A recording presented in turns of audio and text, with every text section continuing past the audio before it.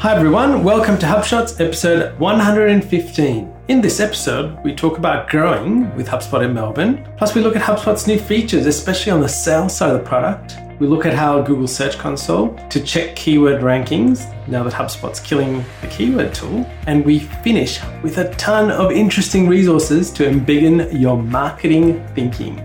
HubShots is APAC's #1 HubSpot podcast where we discussed HubSpot tips, tricks, new features, strategies for growing your marketing results. We hope you enjoy the podcast as much as HubSpot CEO Brian Halligan does. Thanks for creating this podcast. It's awesome. I listen to it on the weekends and I really enjoy it. My name is Ian Jacob from Search and Be Found, and with me is my co-host Craig Bailey from XEN Systems. How are you, Craig? Well, really good. Embiggen indeed. That's right. We've got a pretty packed show tonight. Great stuff. We're recording this on Wednesday, the 7th of March, which of course means that next week is Grow with HubSpot in Melbourne. That's right, on Thursday the 15th of March. Now, you're definitely going to be there. I'm looking forward to it. You know what? I'm looking forward to catching up with Charles McKay as well from Syncs. He'll be there, and he's on the panel session. So looking forward to listening to him as well. He's a smart guy. He's going to have plenty of cool stuff to say.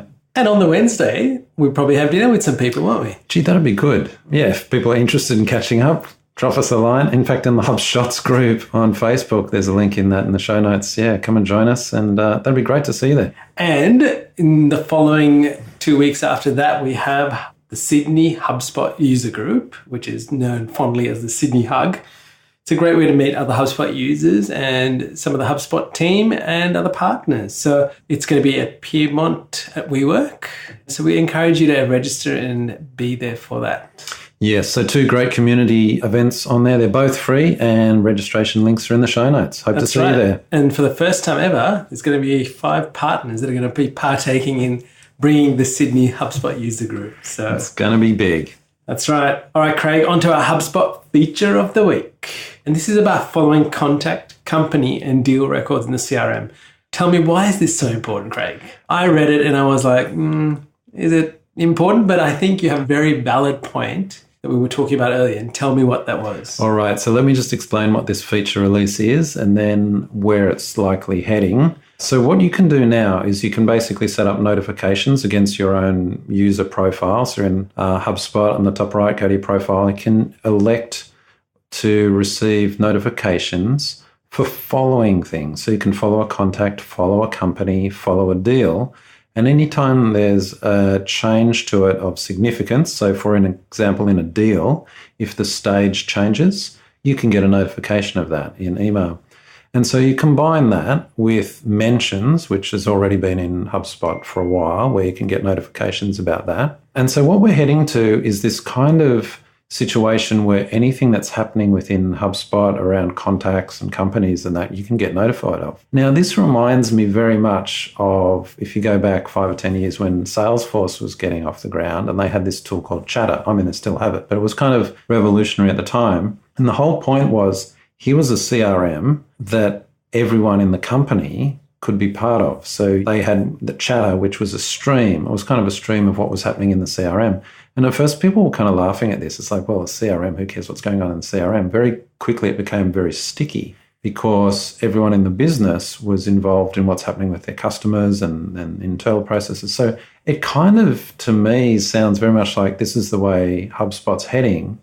And when their Customer Hub product comes out later in the year, I'll be really interested to see how this feeds in with that, because I wouldn't mind betting there's going to be this sense of not getting notifications by email, but notifications within a stream. And they'll just be like an activity feed within HubSpot that ties everything together, because you'll have marketing, sales, and then customer support as well. And you can just see that this will become integral to many companies. Everyone in a company will be in HubSpot kind of following what's going on. The great thing about HubSpot licensing, of course, is that it's per contact, not per user. So you can get everyone in your business now in HubSpot for no additional cost, which is actually different to other CRM models, which are a per user basis. So something really cool there to look forward to. And so I can see just HubSpot gently going down that path. It'll be interesting to see how it plays out. Provides lots of value within the organization, I think, keeping everyone up to date with what's going on. So I like it. So I think this is just the start of something bigger that's happening within HubSpot. So yeah, have a look at it and be educated and look out for more. All right, now on to our HubSpot Gotcha of the Week, Craig. And I've been using the content strategy tool a bit with different customers, and I stumbled upon this, probably to my amazement. But, when you create a content cluster within the content strategy tool, you get numbers with certain phrases, how relevant it is, how much search traffic, and so on. What I did was, as I went out, I went, oh, there's that little action button on the side, and I clicked it, and I went, oh, I can change the locale, which should be Australia, so it defaults to the US. And then I went, oh, I should go and check those numbers again. And then I discovered, obviously, they'd changed. So what I want to highlight here is that make sure your locale is actually set correctly, because that can even affect, I think, the suggestions it makes to actually put in that content cluster. So have a look at that, because I noticed I had lots of American terms when I was looking at a particular topic. And then when I changed it, some of them got filtered out because it came up with Home Depot or something. And I went, oh, that's not Australian. So just be aware and make sure you actually set that correctly. Yeah, good pro tip. And I think because it's per cluster, you can actually, if you want, in your content strategy tool, you can create the keyword twice or the cluster twice and just use a different locale in each. But yeah, Australian search keyword volume seems to be, is ordinary. Ordinary, yeah, lower. And I guess that's pulled from Google, so it's not HubSpot's fault. It's really what Google allows us to see. Yeah, and I think as we keep using this and this grows and becomes better, we might have other strategies. But I thought this is actually really key to just understanding some of the metrics around what you're doing. Yeah, good point. Really important. All right, Craig, on to our marketing tip of the week. And this is how to use Google Search Console to view keyword ranking data now that the keyword tool in HubSpot's leaving us. That's right. So we've mentioned this previously on the show, just how useful Google Search Console is. There'll be two segments in our listeners, some that use it all the time and are kind of like, yeah, duh. And then there'll be others who'll be like, oh, what is this keyword Google Search Console that I, in some cases, not even heard about? Because Google hasn't done a good job, I think, of promoting it to more general marketing people. If you're on the technical side, you're probably aware of it, but on the more general marketing side, maybe not. So I thought it was worth highlighting to our listeners that if you're not already using Google Search Console, then you should.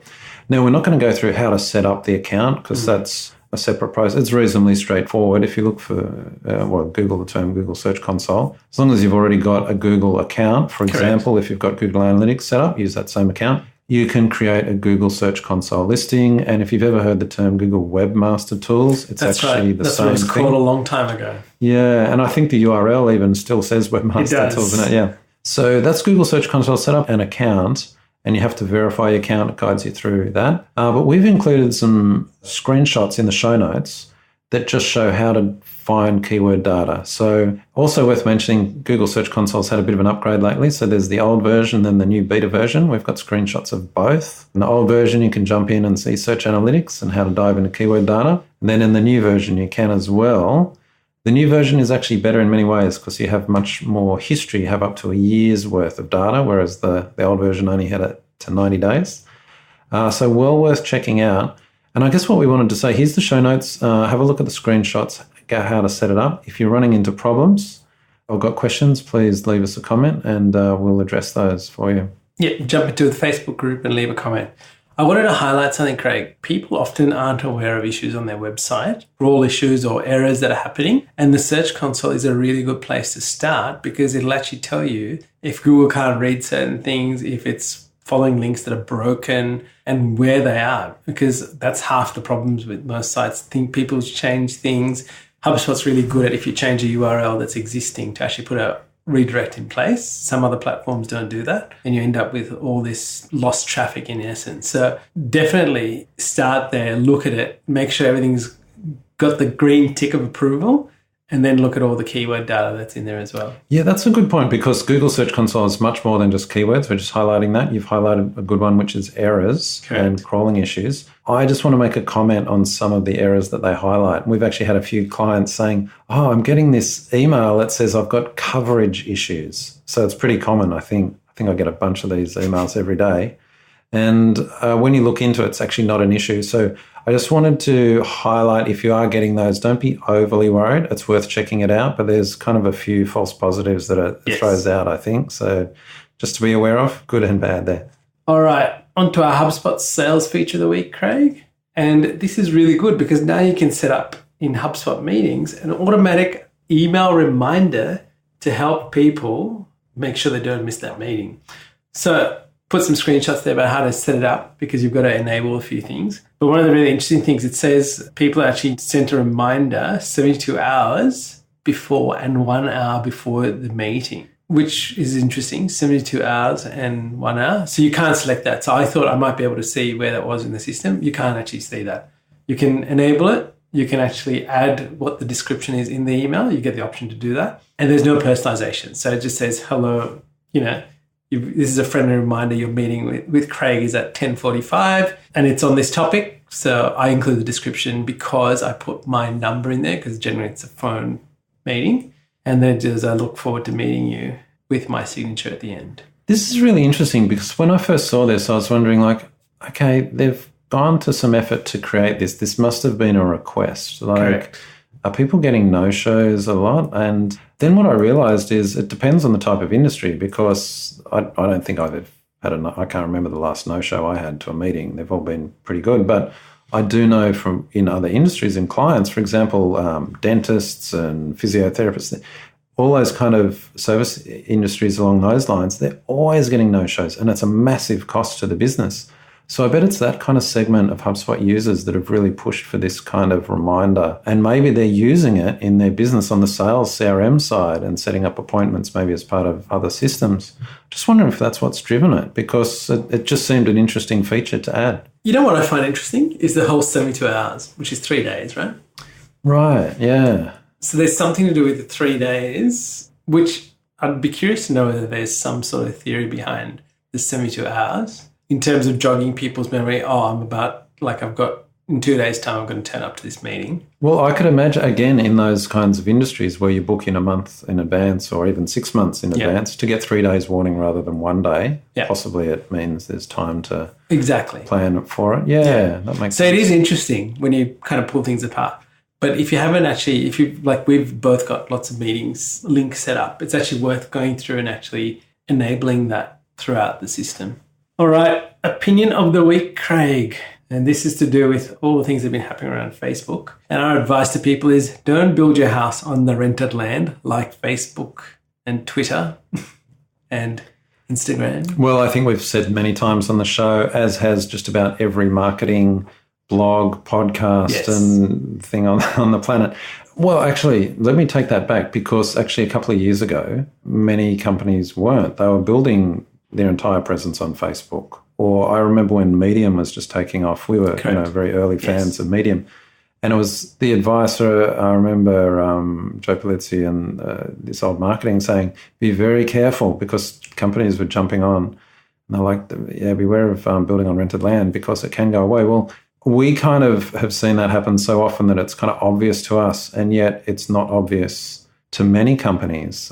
They still do put a huge amount of effort into one channel and possibly even not even a channel they control. So Facebook's one. So in Opinion of the Week, we've linked to 2 posts. The first is for Business Insider talking about a company that's actually now had to close down. Correct. And they were an online publisher. And what's funny about it is that just a year or so ago when Facebook was changing its whole kind of deal with publishers, they were like, oh, no, we trust Facebook. They need us. We need them. It's, mutually beneficial kind of thing. And now they've a year or 18 months later, they're going to say, no, actually, the Facebook algorithm has changed. We can't afford to stay. We're going out of business. We're actually shutting down this multi-million-dollar company. And so there's more and more of these stories coming out. So reason for highlighting it on the show is just to say, look, be very careful. There are big businesses going out of business because of these algorithm changes.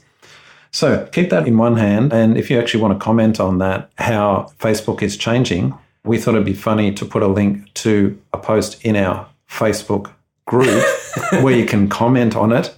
And because Facebook groups are one way that are a chance to improve. So we just thought that was, a bit meta and funny. But yeah, come and comment on that because we posted in the Facebook group a week or so ago.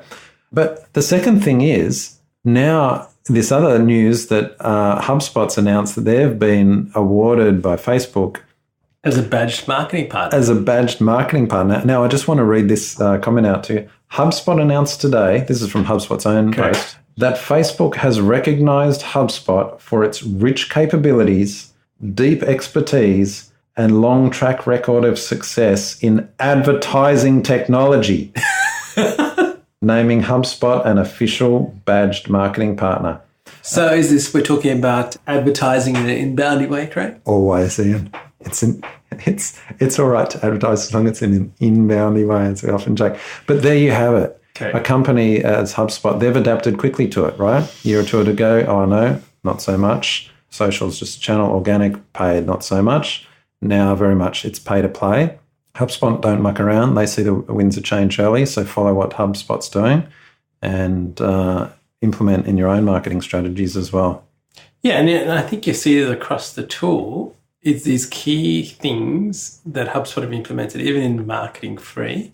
Things like lead flows. They've put in lead ads where you can connect through HubSpot to Facebook to actually build that, to create those audiences. So there's immense power in what is already there. And I think this is the key. It's about utilizing all these different channels or ways of getting to people and marketing to them appropriately. So yes, it is definitely a pay-to-play field, and I think we've got to be aware of that when we're doing stuff. But you know what? It's ever-evolving, and that's the game we're in. So be educated, understand what things are happening, and be wise with what you're doing in your business, and make sure that you actually have that contact, or at some point in the journey, you actually have those people's contacts instead of marketing to a bunch of people that you have no idea about. All right, on to our podcast of the week, Craig. And this is the interview with Kevin Kelly.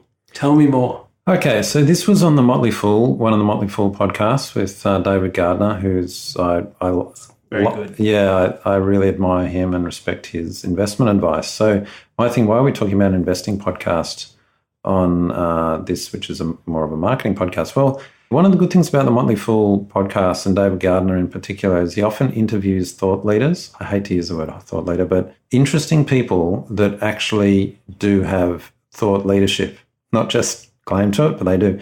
And he's interviewed a lot of people that I respect and admire, not in the investing game, but in other fields, psychology. And in this case, Kevin Kelly's written a book called The Inevitable, which is future-looking. And I hesitate to use the word futurist because it's another one of those bingo terms you see on, LinkedIn profiles, futurist, thought leader. Yes, right.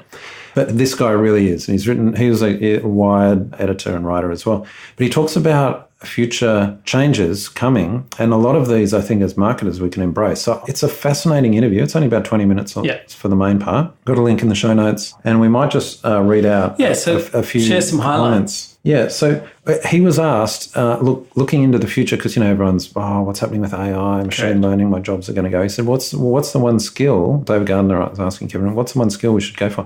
And he said, I think there's primarily only one meta skill that will serve people in the future. And that is the meta skill of learning how to learn. Okay, so that's, you might say, yeah, righto. But actually think that through and listen to the podcast because he unpacks that. But that really is it. It's learning how to learn because things is changing so quickly. It's almost like don't learn a current technology, but learn how to learn technologies. Correct. And I think that's what we see in marketing. Absolutely. When we do stuff, it's like, I'm not going to learn how to do this particular thing. I'm going to learn how to use that particular thing to apply to something I've learned about a strategy or an approach. So that was really good. And then the other comment, here's just one little takeaway from it. Chris Hill, who was interviewing him, said, look, I've been to China twice in the past 2 years, and no one is using cash. All transactions done in 10-cent app. And so then Kelly says, yeah, well, that's true. And in fact, so much the case that there was people begging in China, but they don't take cash because no one's got the chase. You actually have to use a mobile app in order to give them money. So he had a QR code, like you're begging, and here's my QR code to give me cash. So, yeah. That's amazing. But this is the thing. That's how it's changing. And in the US, which is archaic in its kind of banking system and all that kind of stuff. At least in Australia, we're a bit more advanced. I remember telling you last time we went to Inbound. In Australia, I pay with everything on my phone. I actually don't. You use Apple Pay? I use Apple Pay. I literally haven't used cash for ages because in Australia we're kind of ahead and I pay for everything on my phone. I don't even have credit cards or cash on me almost ever, actually. But then when I went to the US, I actually couldn't pay with my phone anywhere. And I actually had just taken an Amex as a backup. I had to pay with that everywhere. And I was like, it was a real shock to the system. So it just shows you how technology, because I think the US is kind of a couple of years ahead of Australia in terms of general marketing. And yet in things like that, way behind. It's just bizarre. And we often discount other areas like China and what's happening there. So fascinating. That is very fascinating. And I'm going to leave you with one last thought, which is in the podcast. Says, so I think the world is getting better, not by very much, but 1% compounded annually is civilization. All right, Craig, on to our resource of the week. And this is on the Moz blog about Google keeping a walled garden. Yeah, well, we've got 2 posts related to Google. One's from Moz, talking about just how much Google controls its results these days and doesn't want you to leave. So previously you'd click a link, go off to another site. Now they try and keep you there. And then there's the New York Times has an article with Charles Duhigg, who we love. I love his books. He spoke at Inbound 2 years ago, talking about the case against Google. And I don't agree with it entirely. It's a bit kind of one-sided, but great thinking just about how much Google controls. Correct. And whether we should be worried about that. All right, Craig, on to our quote of the week. And this is from Thomas Tunks. And it says, it's about the marketing roadmap. So we put a link to it, but at the highest level, marketing articulates a compelling narrative. This is step 1. The narrative brings the market forward by contrasting the current state of affairs with persuasive view of the future. This is the gap analysis, a comparison of the current state of affairs to the desired potential. Now, if you just listen to that, you might want to rewind 30 seconds and listen to it again. So I'll try and summarize that even more. There's before marketing and then there's after marketing, the future state of marketing. Yes. And he's saying marketing's job is to basically tell that story or that narrative that gets someone from before to after.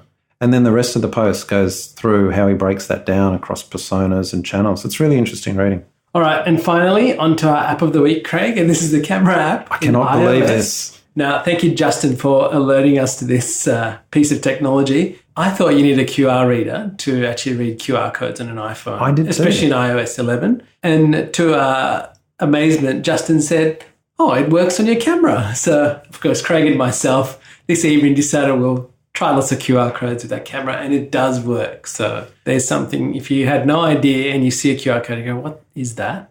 You can actually use the camera on your phone to get to the right spot. So, in fact, Shot 10, our app of the week, is that you don't need an app to read QR codes. That's exactly right. It's natively in iOS. Or probably in Android as well, I'd assume. But, yeah, we just didn't know. There we go. Well, Craig, there's bonus links at the end of the show. So when you're not driving, running around or walking, listening to us, you can check those out in the show notes. And we'd love to leave a comment and be at Grow with HubSpot in Melbourne or be at the Hug in Sydney. Well, everyone, until next time, see you later, Craig. Catch you later, Ian. Hey there, thanks for listening to this episode of HubShots.